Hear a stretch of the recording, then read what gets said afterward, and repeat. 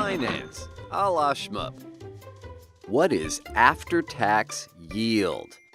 All right, well, we'll presume you know what standard yield is. Yeah, okay, so you have a stock trading for a convenient exactly $20 a share. It pays a quarter a share 4 times a year as a dividend, or $1 a year total in dividends. Its dividend yield is 1/20, or 5%, right? You buy a share for $20, you get $1 a year back. But you, the investor, pay tax on that buck a share of sweet, hot dividend love. If you're a 35% bracketed taxpayer, that is, you pay 35% tax on the last dollar of your income, well, then you only keep 65 cents on each dollar of dividend income that you receive. And yes, we note that there is both federal and state and, sometimes other taxes that go in here, like the Obamacare flavors or other county taxes. But in total, we're just saying, let's make up a story here that if you pay 35% tax on that buck, then your real after-tax yield is a lot less than the 5% the company distributes to you. You calculate your after-tax yield by replacing that quote gross unquote dividend of a buck with the 65 cents of dividend that you keep after tax in the numerator, like that. And then that $20 you paid per share of gentlyusedpacemakers.com stays in the denominator down there. It looks like this: 65 cents divided by $20, and that's 3.25%. That is, 3.25% is your after-tax yield. So that's as it applies to stocks. What about as it applies to bonds? Well, in a way, this calculation matters a lot more because there's an entire industry in muni bonds which pay lower total rates of interest, but which are generally insulated from paying taxes. So in a way, muni bonds compete against fully taxable corporate bonds for your bond investing dollar. Well, tax rates for qualified dividends, meaning they're qualified for the various deductions, from equity investments are usually meaningfully lower than ordinary income rates. So let's look at the individual paying 35% marginal tax on long-term investment gains. Well, they're likely paying something close to 50% tax on ordinary income. So we have a tale of two bonds. Foam Depot Corporation, whose bonds pay 7%, and we're in the muni, city muni bonds, which pay 4%. Which is better? The two bonds are of identical credit risk, and if you're Joe Hardworker, high taxpayer, and supporter of government pork,